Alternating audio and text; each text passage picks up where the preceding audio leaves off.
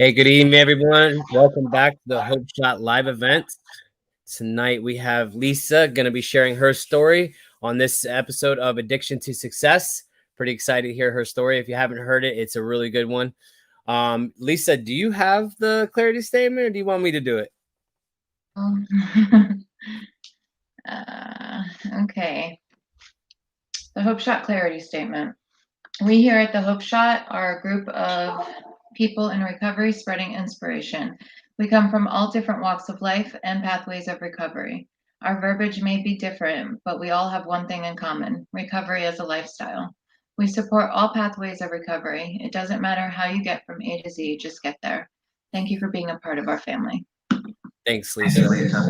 I'm going to mute you for a minute because of the back noise.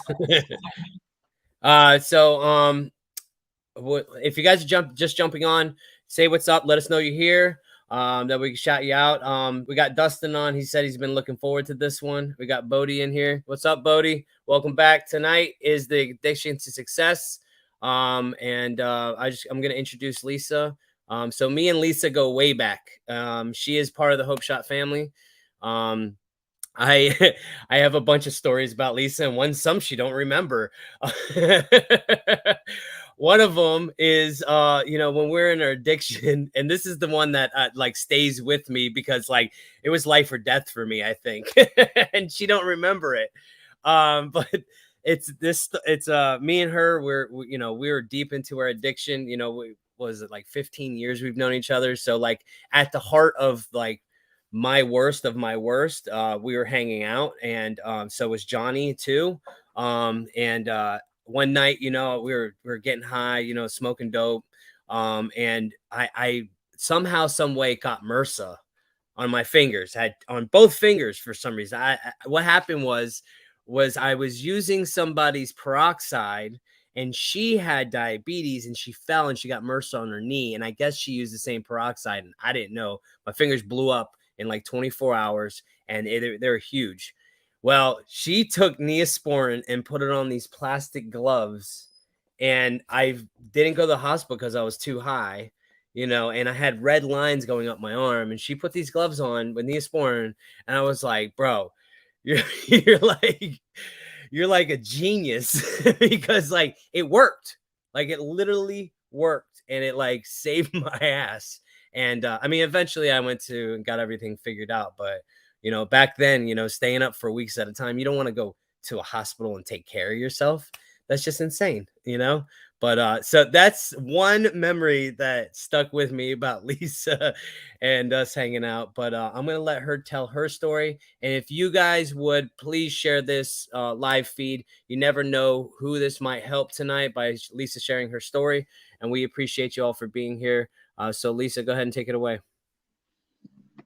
Hey, everybody. I'm Lisa, and I am in long-term recovery. So that story, Justin, every time you tell it, I'm like, nope, still don't remember. It's crazy, and it's crazy that we wouldn't go to the hospital. It's like the farthest thing that we want to do is be in public, and be judged and everything. Um, so I'm grateful to be here. I'm grateful to share my story with everybody. I did it a long time ago when we were on YouTube, but the live is like so much better. So yeah, my sobriety date is March 25th, 2016. God willing, I'm coming up on 6 years. Um, I am an alcoholic. I am an addict. I am codependent. I am a trauma survivor. I'm a sex addict. You name it, I check all the boxes. Um, and the crazy thing is, I never knew this, while I was in my addiction. I always kind of just skirted on by, not thinking anything was wrong. Um, so I was born in New Jersey, and uh, I grew up like pretty normal. My mom and my dad were married when I was born. I have an older sister. She's 4 years older than me. Um, when I was born, I was supposed to be a boy, right? Like my mom, everybody thought I was going to be a boy. And I like to tell this story because it kind of sets the tone to where how my life, my relationship was with my sister growing up, you know? So my mom didn't have a name for me. And my sister named me Lisa after a little girl she didn't like in kindergarten. So like right away, that was like my entry into the world with me and her, you know. I mean, it's a little funny, but I mean, later on, it's not. So let's see. My parents got divorced when I was 4, um, and that alone, I believe, traumatized me. My mom, she did everything she could. She worked 2 jobs. She was, a beautician. She worked medical billing. She was always working. She was never home. Well, she was home at night, but my sister would always be, babysitting me. So, I ran the streets during the day.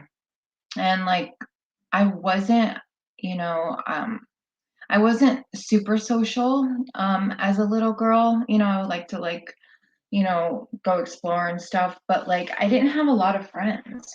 Um, I just thought about this recently. Like I didn't have like that crew of like kids. Like I hear a lot of stories and I didn't. I went to a Catholic school from preschool all the way up to 4th grade. And um you wear a uniform. You are you were told what to do by the nuns, and I was a little hellraiser. I was always causing problems. I was always getting hit with the ruler, notes home to my mom. I would go into like the little coat closet and like take everybody's lunches, their snacks and stuff. Like I was always getting into trouble. Um, from a young age, I was like, I needed attention, whether it be good or bad. And um, and like my mom, she did the best she could, teaching me right and wrong, but there was something inside of me that just couldn't get it. So when we moved to Florida, uh, I got put into public school.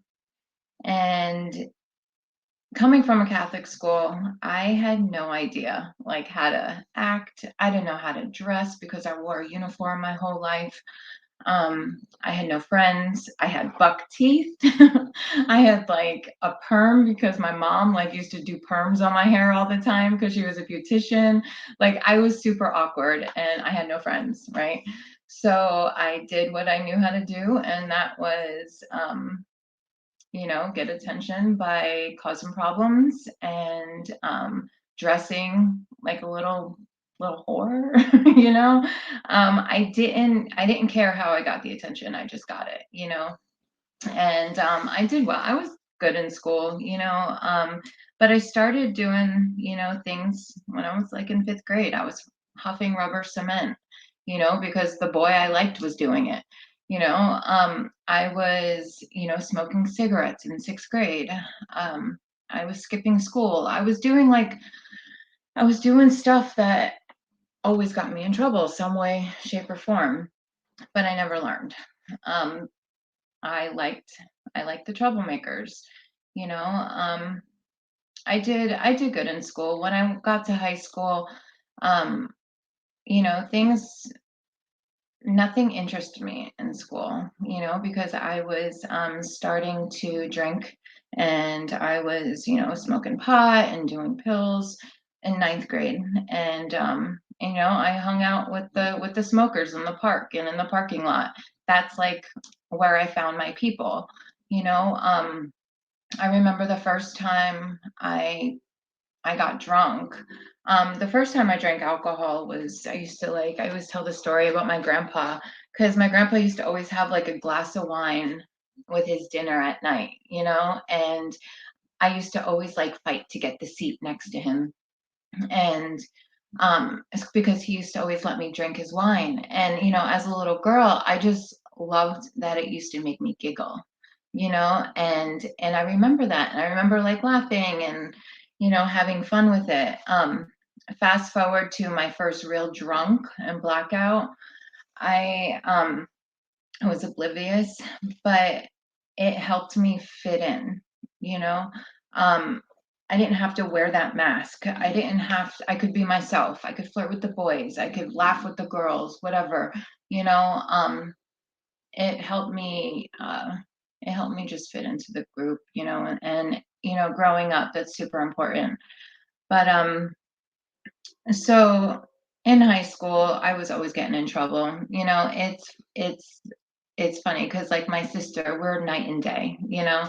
Um, she was really good in school. She used to like bring the principal lunch and like do all the right things. And me, I was in the principal's office with ISS and OSS forms, getting signed.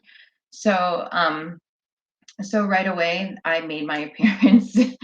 But I found I found my crew, and all we did was get messed up. And that was my high school life. I found the older guy who I thought was like Prince Charming. And I had my high school sweetheart, but that's when we started doing like the hardcore stuff.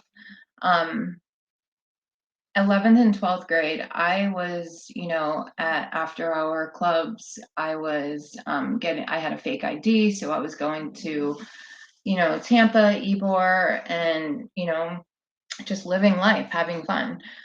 It was, um, it seemed innocent at the time. Nobody realizes that they're just on that path of destruction. And nobody ever told me like, hey, I think you should slow down, or hey, maybe you should like go to a meeting or something, or whatever it may be. But I was never given that direction, and I don't blame anybody. Nobody knew what to do with me. I kind of just went to the beat of my own drum. And I graduated by the skin of my teeth, and I tried college. I tried all that stuff, and the only thing I wanted to do was party. I was a little raver child, and with the big wide leg pants and the furry shirt, my hair in pink dills, glitter all over. That's when it was like when I thought it was fun, even though I would like end up at like some random apartment in Tampa, like not knowing this group of people that I'm with. Like I thought nothing wrong with that. I didn't see it. Um, you know, I met I met I met someone after that, and I thought like he was the one. You'll hear in my story that the man that I am with is always the one. You know, um that's where a lot of my codependency comes from. And so I met him, my son's father, and I moved in right away. It's like, hi, how are you? Want to move in? That's usually like my story. And we moved in together. He sold drugs. I was living life like a princess.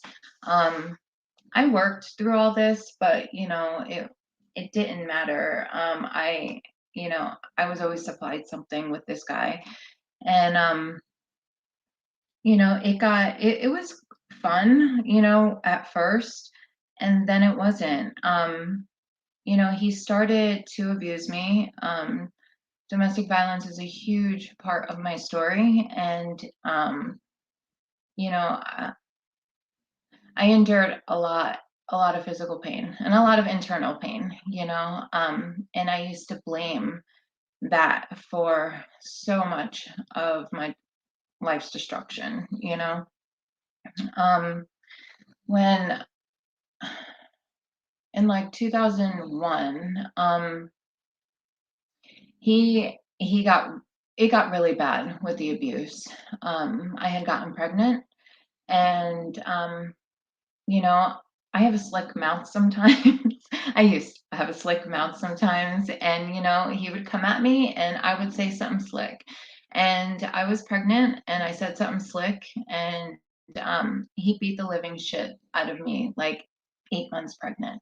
And, to a normal person, that would be like a sign, like, get the hell out of here. Like, you have a child, like, and, but that's not the way domestic abuse works. We have this cycle inside of our head that is endless until something extreme happens and we can escape. Um, so he ended up getting arrested eventually for VOP, and I took that as an opportunity to leave. After having the baby, I got my own place. My mom helped me, and he was away for a long time. And when he got out, he found me, and he knocked on my door, and I let him in. I let him in, knowing what the outcome was going to be. It's just, it's, I'm sick. I'm sick in like so many ways, but God, I don't want to get emotional about that. Um,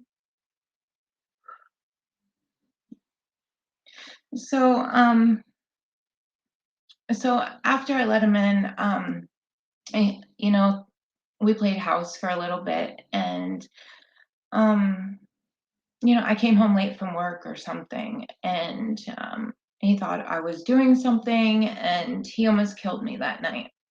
Um, he stole my car, and um, I called the cops. Neighbors came. It was a big ordeal, and he ended up getting arrested, and they found my car and all that stuff. But because of that, his parents called CPS on me, saying that I was an unfit mother, and which I was. I thought I was doing well, but all this while I'm drinking, I'm using, I'm smoking, like you name it, I was doing it. Just after the baby was asleep, and sleeping in, and I thought I was handling it. I thought I was being a good mom, when in reality he was suffering the most. Um, so I ended up losing my son after a P test, and my mom took him. Um, that Once that happened, uh, I literally spun out of control. My reason for living was taken away from me, and I tried a case plan. I would manipulate every which way, shape, and form that I could. I used to fake P tests. I used to do all this stuff, and to get around the case plan, and it finally caught up to me. I ended up going to court, and I had to give up my rights. If I didn't give up my rights, then any future children would be automatically taken from me. So I had to make the decision to let my mom adopt him. And thank God she did. You know, I if it wasn't for my mom, like supporting me through all of my life, I don't know if I would be here.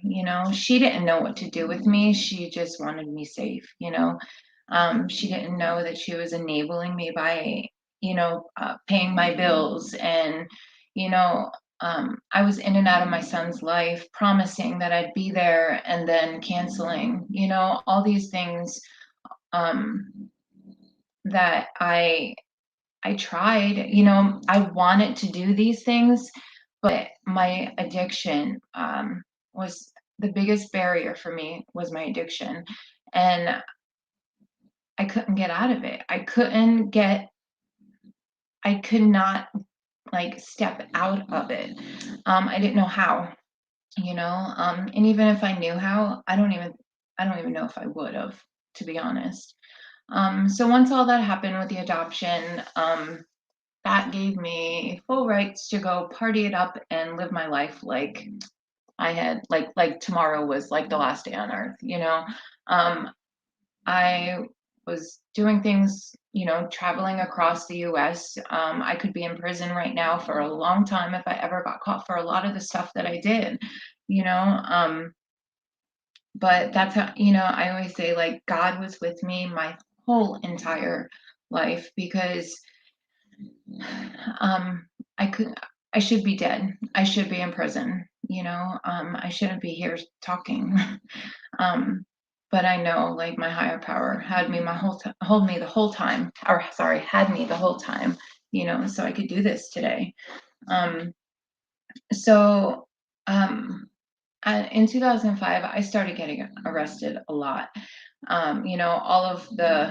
All of the mischief and crime, and lying and stealing, manipulate, all of that stuff finally caught up to me. I couldn't get by with like this pretty little face, and like trying to manipulate men and all this stuff. I couldn't, the courts finally caught my number, and it got to the point where I'd show up in jail, and like the COs would be like, "Hey, you could have sent a card. You didn't have to come see us again." It, and I thought that was funny. Jail became a safe place for me. It became, my mom knew that I was safe, so she was okay. I was okay because, yeah, I was locked up, but like I I I had fun in jail. Is that crazy? Like, only because, like, I knew the COs so much that and I went to school with half of them. So like it was almost just like, okay, I go to jail and hang out with these people, and then I come out. It didn't click for me, like, hey, you have a problem, dude. Like, we just saw one of the COs, or he wasn't a CO, but one of the program guys not too long ago, and he was like, "You know how many times I tried to get you into treatment?" And I'm like, I didn't need it back then. That's what I used to think. I don't need treatment.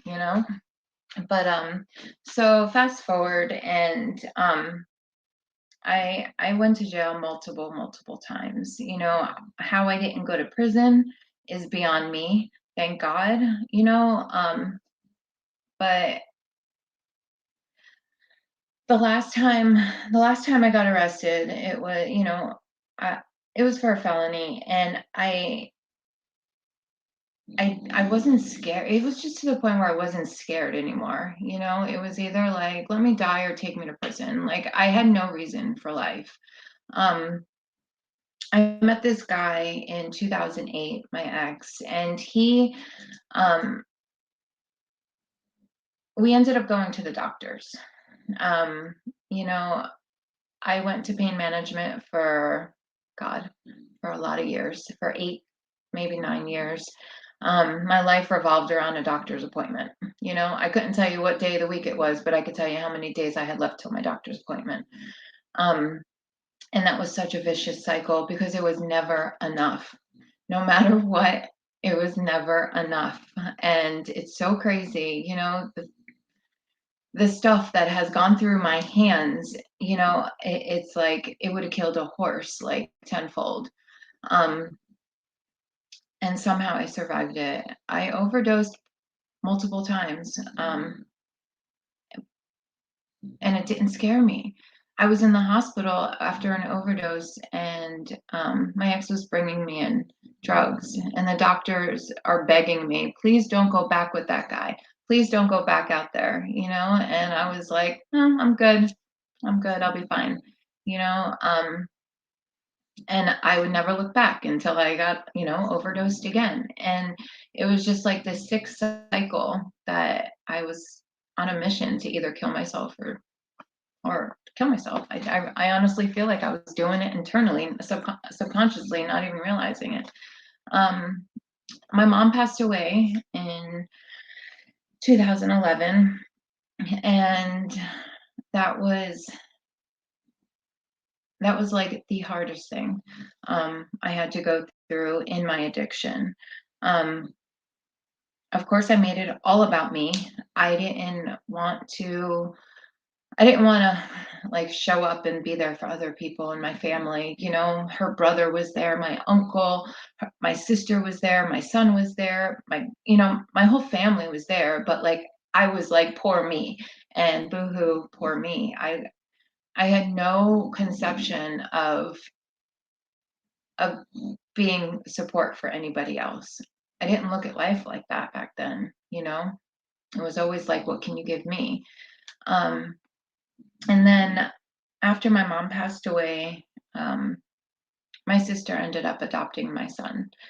And since me and my sister didn't get along, that was the last time that I saw my son was in 2011. And the last time I saw my sister too. Um, and it's always eaten me up inside. Like, I would, try to call or contact them. And they were protecting themselves and stayed away from me. I didn't see it like that back then, but today I realize like it was the best thing that they could have did was just stay away from me. Um, so in 2016, I was scrolling through Facebook one day and I saw a post from a friend of mine back then.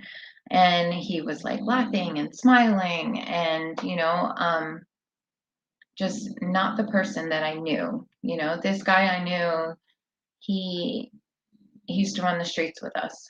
It's my husband now. So he he used to run the streets with us. He was doing the same thing I was doing. And like, but now I'm looking at him on this post and he doesn't look the same. He's got teeth, he's got meat on him, he looks freaking hell good as hell. And I'm like, how the hell is this happening? So of course I'm messaging him on Messenger and oh my God, Molly, yes, you're hearing snoring. My dog is snoring. I'm sorry. um Sorry. She's a bulldog, so she like snores loud. Is it bad? Okay. Um so like I see him on Facebook and I reach out to him and I'm like, dude, I'm like, how the hell did you change your life? Like what happened? You used to do the same things I used to do. And he sent me the phone number to the treatment center he went to. And I was like, I didn't want I didn't want to I didn't know about treatment. So like I wasn't against it, but like I wasn't ready for it at all because I didn't have no idea, you know. But it got to a point where I was still with this guy, my ex. I was still with him. And like it got to a point where meth was brought into our relationship, and I'm just not like a meth person. I just never could get into it, the psychosis. I never got into it. I was used to like alcohol, crack, and Xanax. That was like my thing. But meth was brought in and it got to the point of where like he would go into psychosis and take everything apart. And I'm like an OCD Virgo, so I was like, oh my God, there's mess everywhere and it would drive me nuts. I would try to clean it up and I was just doing this like crazy thoughts and it was very uncomfortable and I wanted out. So when I reached out to him, I got the phone number and I remember praying to my mom because I didn't have a God at this time. I didn't have a higher power. And I remember like looking up at the sky and I was just like, Mommy, please get me out of here. You know, um, I'll never forget that because that was the first time that I really wanted to do something different. I wanted to just get out of there. I was done and I was tired and there was no other options for me. Like I had nobody. I was stealing to like live and and I could see there was no end to what I was doing unless I was going to die. Um and I remember praying to her. I said, Mommy, get me out of here, please. And that's when, the treatment center called me back and we did an assessment and I was in treatment 2 weeks later. You know, all of that was God working his magic because I had no idea what I was walking into. I never went to treatment before. I reached out to my father who lived down in Fort Myers and I told him, I was like, I'm going to treatment. Can you give me a ride? And he drove up to Clearwater, picked me up, and then drove me up to Ocala. And all I had was a suitcase and like a backpack. And I remember when we got to Ocala, he took my suitcase and he threw it in Johnny's car, and he's like, "It's on you, kid." And he left, and that was it. Like that was and I was like, "Oh my God," you know. Um, but it's exactly what I needed. And I went to a meeting that night, and I listened to this girl's story. I'll never forget it. Her name was Kirsten, and Johnny, I went outside the meeting. We got out of the car, and like, there's girls over here and there's guys over here, and I had no idea like where to stand. I had no I don't know. I was just standing behind Johnny, like kind of away from everybody. And, I'll never forget this. My friend Donna came up from behind me, or came up to me and grabbed me and says, "You belong over here, come over here." And she helped me see like where I was supposed to go. And like these women opened up their arms to me, made me feel safe. I didn't like women, I didn't, and there was no reason for it. There was nothing, it was me, I was afraid of what another woman like me would do to me, you know? And when, during that meeting, I was listening to this woman speak. Molly, sorry guys. Hey, she's getting louder and louder. I'm sorry. um, and I was listening. I'm so sorry. It's okay. So I was listening to her speak, and I kept thinking, like, God, that's me. I did that. Like, I used to feel like that. I feel like that right now. Like all of these things she was saying, I was like, I can relate. I think I'm in the right place. I went to detox the next day, and I was in detox for a week. It wasn't as bad as I thought it was going to be. I think because I knew I was done. I didn't go in fighting and screaming. I went in like, okay, like this is my only option.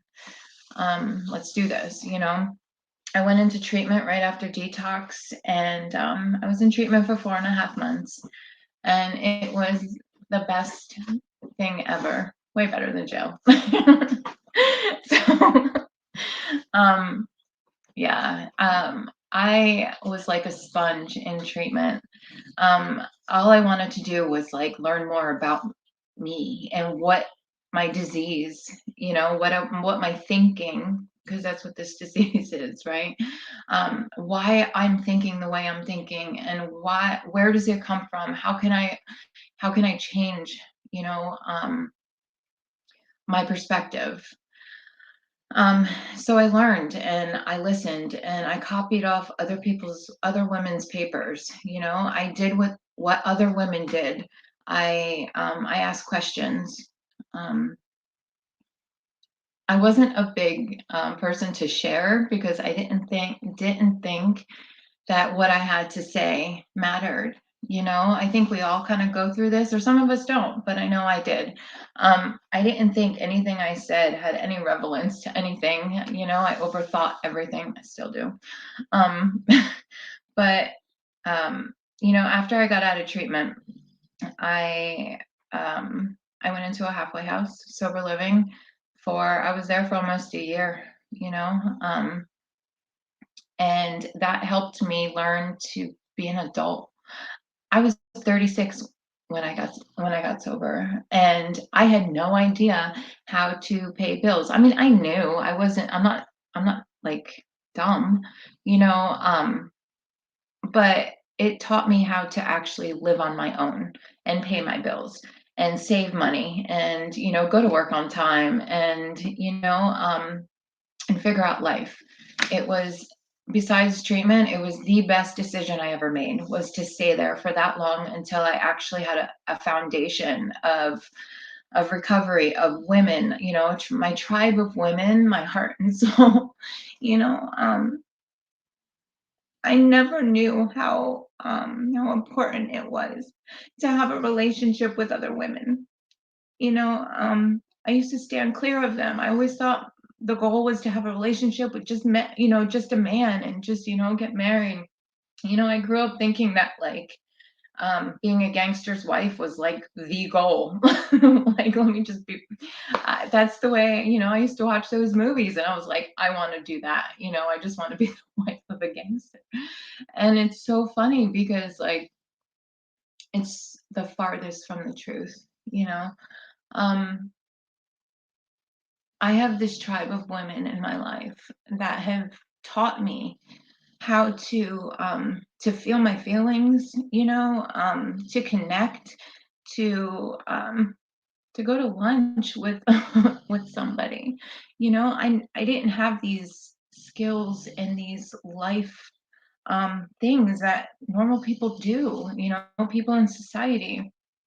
Um, so all during this time, me and Johnny are seeing each other.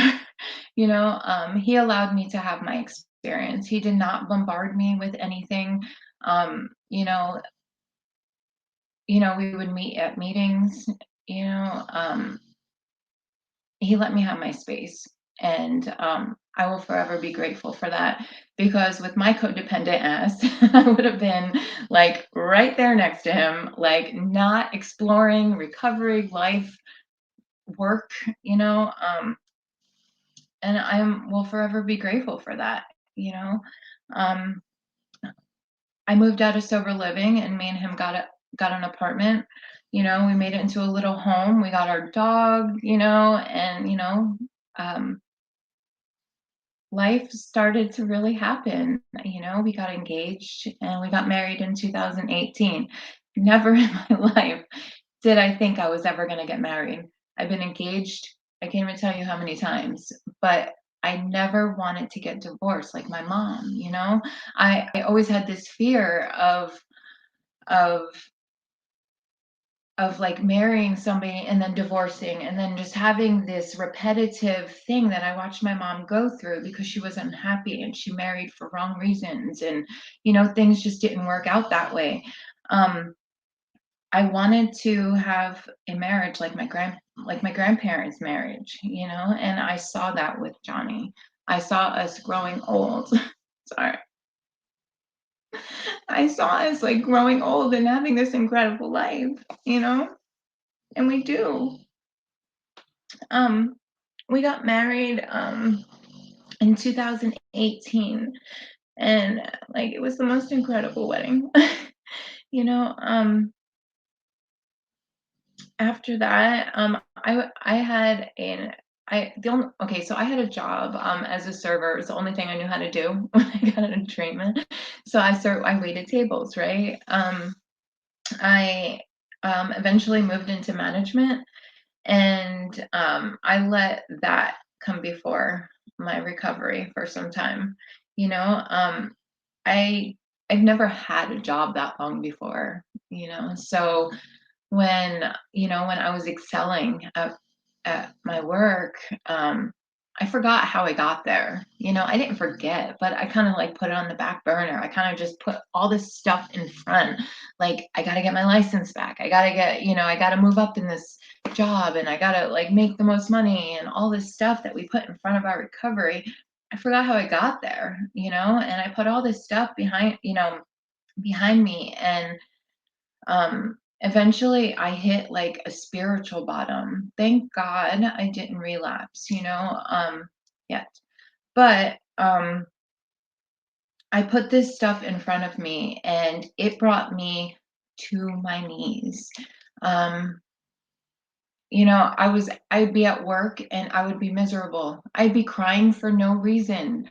My boss would walk by and I'd have to walk in the back. For some reason, I'm crying. And like, I knew there was something like hurting in my soul, but like, I wasn't ready to face it. I think I was afraid to. I don't know what it was until, Johnny said to me, like, listen, I need to take a step back from you until you freaking figure out what's going on with you, because I was miserable. I was infecting everybody and everything around me. I lost connections with the women in my life, my husband, everything, Um, my God, I lost connection with my God, and that was it. That was the reason why I hit that spiritual bottom.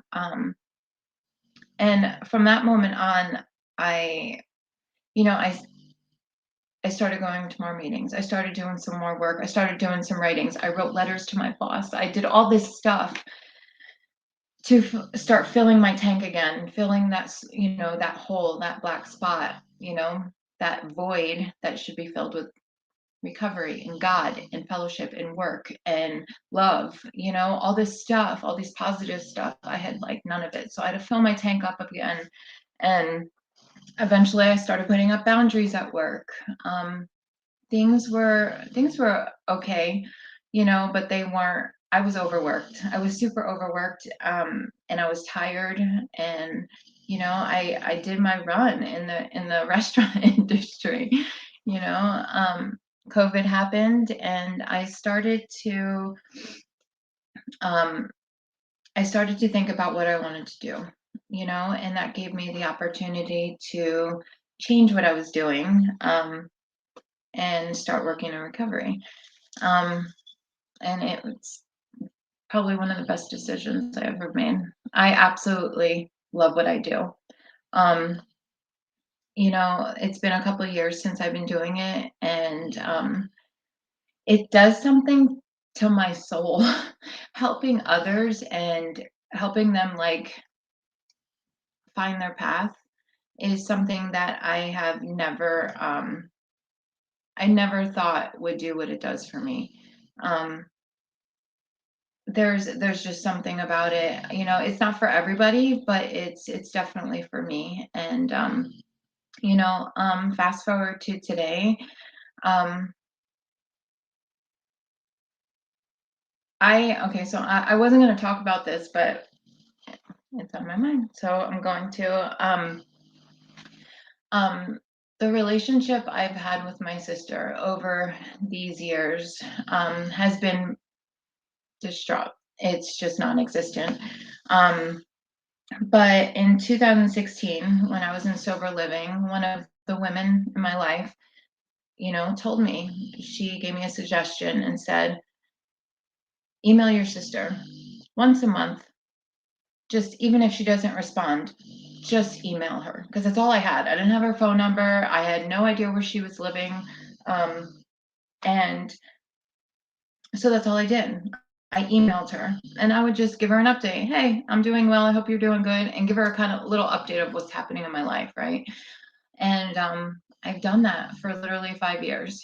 Um, just recently, right after, or actually before Thanksgiving, I was doing my email, sending my email, and I got a hair up my ass and asked her to lunch.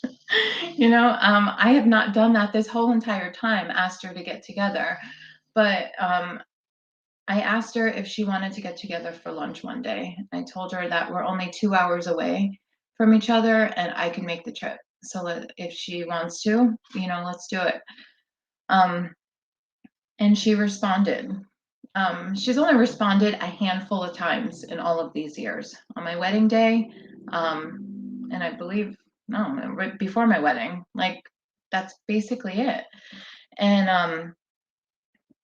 And when she responded with like, yeah, I'm gonna be in the next town over from you on December 5th. Sorry, I'm not gonna cry. When I read that, I literally like fell to my knees. I never thought in a million years that I was even going to, like, I trusted God, I trusted my higher power, and I trusted this process. But like there's always like this like doubt, because that's what we do, right? There's always like this doubt, like maybe I never will see them again, my sister and my son. But um so it ended up on December 5th. She was over in Gainesville, the next town over, and she ended up canceling on me in the middle of the night, right? And I was like, it's okay, you know. I talked to my sponsor, and she told me, she's like, this isn't about you, let her know that this is not about you. So I emailed her and said, listen, I know this is awkward. I know that, I'm super nervous too, but this isn't about me. This is about you. So when you're ready, let's do it. Um, and she responded right away and said, how about the 28th?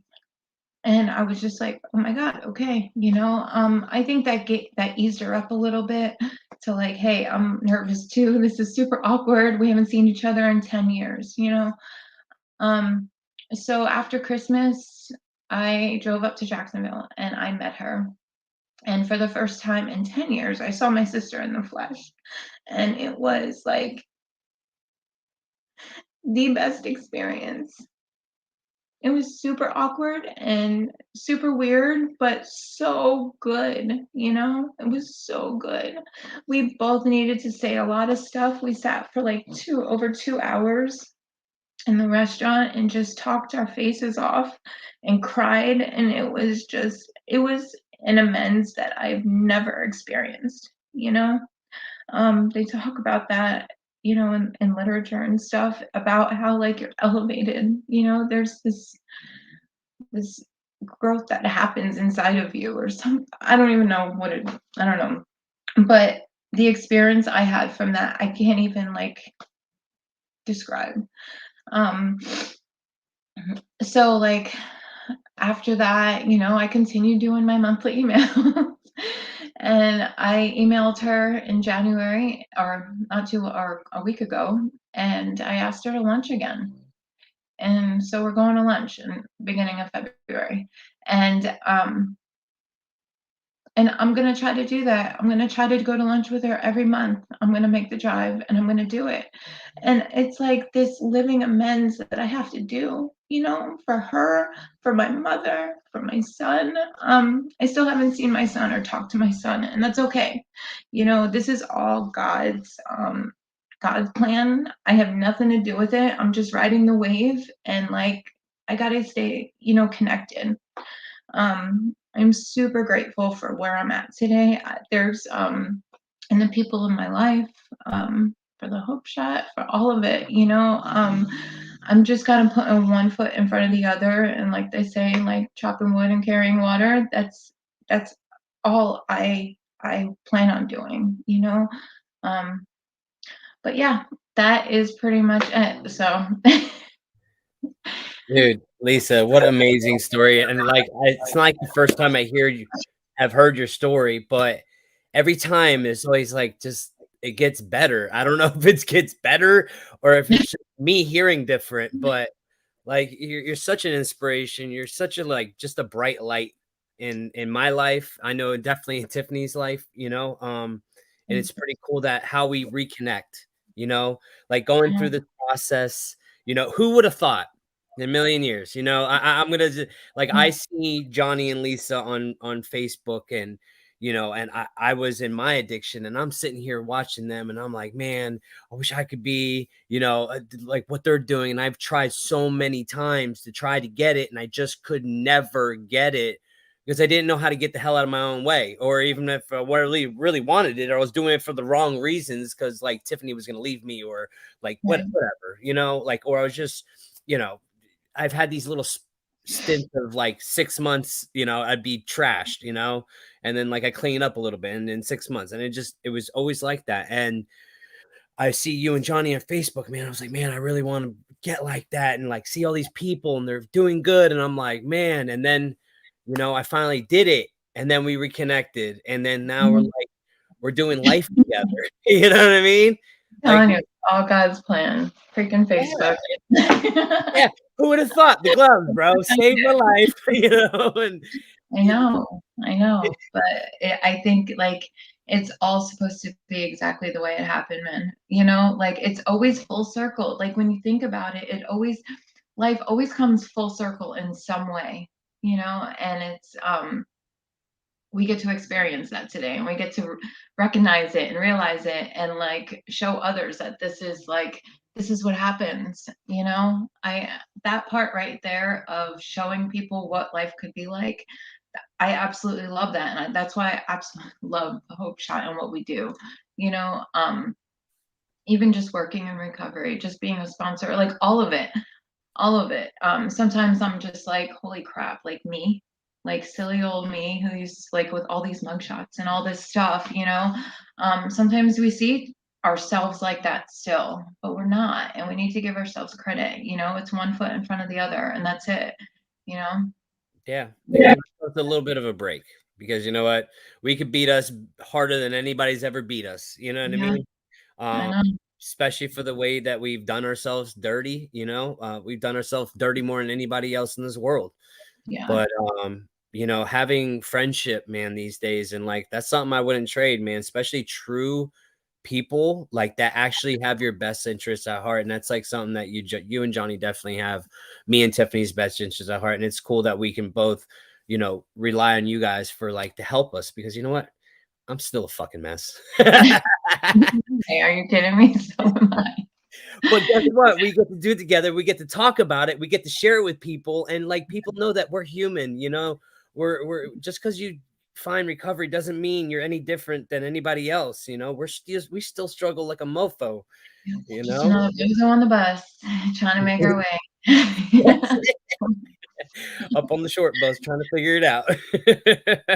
Yeah, Yeah, I think it's super cool that you and Johnny reconnected as well and got married. I think that's a cool part of the story. It's like, yeah, because you guys did date at one time back in the day, and it just wasn't happening. You know, just super unhealthy. Yeah, yeah, super unhealthy. We and had no capability. We had no, we were unable to have a healthy relationship in any way, shape, or form. And even while I was in treatment and in sober living, I was still way incapable of having a healthy relationship.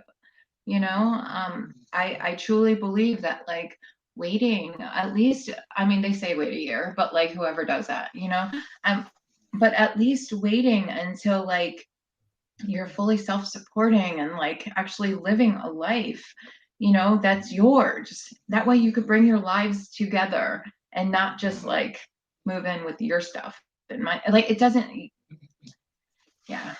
that's hard for people like us. I mean, a lot of people in addiction, we have that codependency thing, and like we need, and dude, Yeah. that can screw us up more than any drug possible, you know. And to actually do it the proper way, like,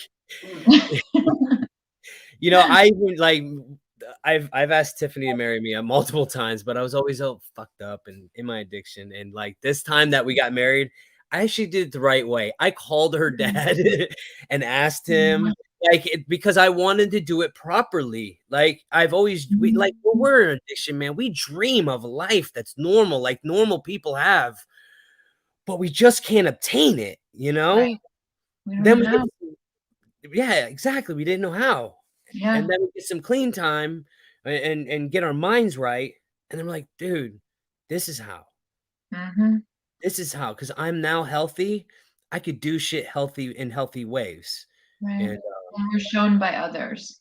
We're exactly. shown by others in recovery. Like if I didn't copy up other people's papers and like watched how people were, I use that terminology, but literally like I had to see what other people, I had to see for myself how other people acted, how relationships were, you know, what women did, they driving on their own, you know, like I got my license after 14 years of not having a license, you know. I bought a car, it was from Johnny, but I bought it, you know, on my own. I made payments for it, you know. It's the little things that every person needs to do to start to build their self-confidence and, you know, their courage and just who they are, you know. Yeah. No, it's called the ultimate cheat sheet. You know what I mean? Ultimate cheat sheet. Follow pack, that's it, It, just it, follow every, pack. you know, it's the people before you that shows you, hey, man, I know a way. You know, this is how we did it. You know, you're not supposed. Hey, stop it, dumbass. That's not how you're supposed to do it. And that's it. That's it. People hit you on the back of the head, like, stop. I But literally we have need major that. bumps. I have Yeah, bumps all over the back from getting hit. yeah, we need that though. We need to be told what to do and what not to do. Exactly. I see a Patsy Fields. I'm trying to reconnect and get plugged in, but I'm complicating it. I'm gratefully not coming back from a relapse. Thank you, God. But it makes it harder in a way, as bad as that may sound. Grateful God removed the obsession he used, and he is the center of my life. However, I miss recovery and the connection with people. The Hope Shot is doing amazing things. Awesome to see recovery more broad. Well, thank you for being a part of this, but I can tell you everybody goes through this. So Mm, Lisa, why don't you like give her some advice of what she can do to get out of that thinking? Like I know it's hard, but we don't have to relapse in order to get back. yeah, I feel like I know Patsy. I don't know. I feel like I know your name, but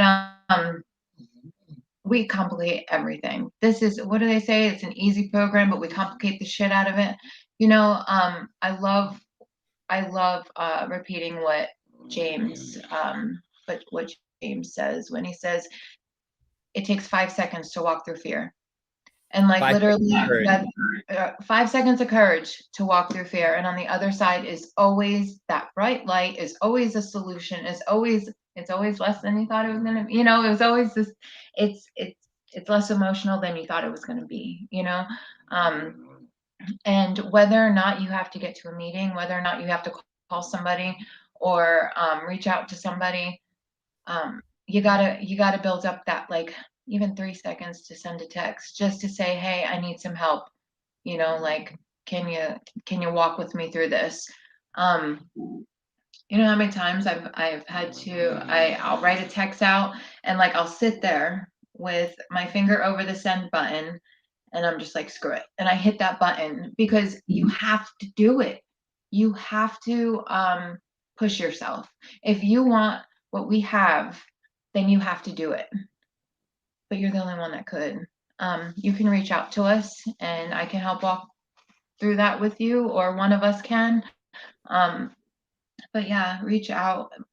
We overthink so much stuff and it's always the simplest things, It's and maybe yeah. it's maybe you have to hear it from somebody else, to make you like kind of like, okay, like let's do this.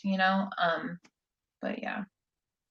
Yeah, I mean, and I've there's been multiple times in my recovery where I had to like rewind and get back Mhm. because we can get so caught up with life and this and getting busy and so many things and we only have so much focus and attention that like recovery gets the brood of it, you know what I mean? It gets no attention. It just needs some love, you know? And ultimately That's it's a good way love to for put it. ourselves, you Yeah, know? that's a good way to put Um it. That's a really good way to put it. Your recovery needs some love. It needs some love, man. It I like really that. does. That's how we Yeah. love ourselves is like doing recovery and changing because and ultimately it's self-care. We're doing self-care when we do recovery. And Mhm. that's important for one thing, our mental. Our mental health is important and that's something that gives it to us. And I've like I said, I had multiple times where I had to recharge and re-go back in because I was in relapse mode, you know. And it just takes 2 seconds and then you start meeting people, act like a newcomer, you know what I mean, act like you just came off the streets and you just need this bad, you need it bad. So good stuff. What you said like that we just like have to go back to doing what we did. Thank God you haven't relapsed, but like in the beginning, and they say go back to the basics. Just call another addict, alcoholic, or somebody in recovery, do some writing, get to a meeting, and like help another person. That's all it takes, is just to get back to those basics and continue to do those. And like you'd be so surprised how things just start to like fall into place again. Exactly, like you never left. Yeah. And you get that spark back. Boom, there it is. I got one more question. How would you recommend being supportive of a family member who is in recovery, but has really hurt and used you in the past while using? Wait, what? Has really hurt? Wait, has really hurt and Yeah. used you? Oh, okay. So like what I was to my family is basically what it was. Okay. So do you want me to answer this? Yep, this is Okay. yours. I think that tough love is the best thing. Um, you can love them from afar. My mother moved away from Newport Richey, where I was. She moved to Jacksonville to get away from me because I was destroying her and my son's life. I know it's hard for some people to do that, with family members. They could either be living in your house or whatnot, but boundaries. Sticking to your boundaries is something you have to do for yourself. Yes, for them, but you have to do it for yourself. That is right there. That's self-care. Boundaries are self-care. You know, if my mother didn't do that, I don't know if I'd be here today. If she did not cut me off, I don't know if I would be here today. I'm not saying that helping a family member, that's using right now, I'm not saying it's a bad thing, but just you have to tread lightly with it. Are you like helping them and bringing them somewhere like, listen, go to detox, or I can't help you, give them a stipulation. Um, but you definitely have to put boundaries up. Something has to be a repercussion. There has to be a repercussion. Like if you don't go to treatment, or if you don't go to sober living, or if something doesn't change, then this is going to happen. In my experience and what I've learned, this is pretty on point when it comes to, I mean, but it depends on you. Do you really want to have boundaries? You have to take a look at yourself. I think they're in. I don't know. Are you saying they're in recovery? Wait, I don't understand. The family member who is in recovery, they want how would you recommend being supportive of a family member who is in recovery, Oh, but okay. has hurt you in the past and used you? Okay. I totally read that wrong, so I Yeah, apologize. I didn't wanna interrupt you. Oh my gosh. Okay, so I'm gonna give the example of like my sister. Um, I when I went to lunch with her, I had no idea half the stuff that I heard her about. She was able to finally get off her chest how I heard her. And that was the best thing that I could have heard come out of her mouth. I know that, that must have been weighing a lot on her. Um, so I think speaking to her, going out to lunch in a public place, or going to dinner in a public place to where things can't get crazy, and having a conversation. And if she's in recovery, she will see her end of it, her part of it, and hopefully make an amends. Maybe she doesn't know it. Maybe she doesn't remember. Maybe she's blocking that out, or she's not there in the amends process. There's so much that could be in this. So I don't know. Yeah, Yeah. no, that was perfect. That was perfect. That was spot on, Okay. but it just Second depends on part. how far they are in recovery as well. Right. You know what I mean? Fresh in, give it a little bit, Oh yeah. Eh, wait a year. Yeah. Hold up. Hey All right. Tiff. She says this. Her sister wants to make her amends, but I'm not ready. Right. Okay. This is identical to what happened with me. It took 10 years for my sister. Well, no, really. It took almost 6 years for my sister to finally want to hear what I had to say. Just say you're not ready. If she's in the amends process, we learn about this. It's okay. This isn't her time. This is God's time. So she will be accepting of that, you know? Mhm. Yeah. Exactly. Mhm. All right. Well, we're gonna call it quits tonight, and thank you guys so much for being here. If you guys love Lisa's story, please share this live video with your friends, if your groups, whatever you have out there for recovery. somebody might be touched by Lisa's story. I know I was. I always am. Mhm. And so is my wife because she commented on it and said it. Me too. So thank you guys again so much for being here, for supporting the Hope Shot. We appreciate you all. This Sunday, 8 p.m., we'll be having our Sunday night lives where we'll be sharing topics and just what's going on throughout the week. And if you guys have anything you guys want to talk about on Sunday, come there. Let's hear what you have to say, and maybe we could talk about it a little bit. If you're struggling with something, if you have something going on, any questions or anything like that, that we might be able to be of service and help you through it, or maybe give you some advice or whatever it takes. We're here, and our messenger is always open as well. So thank you all for being here. Love you all, and good night.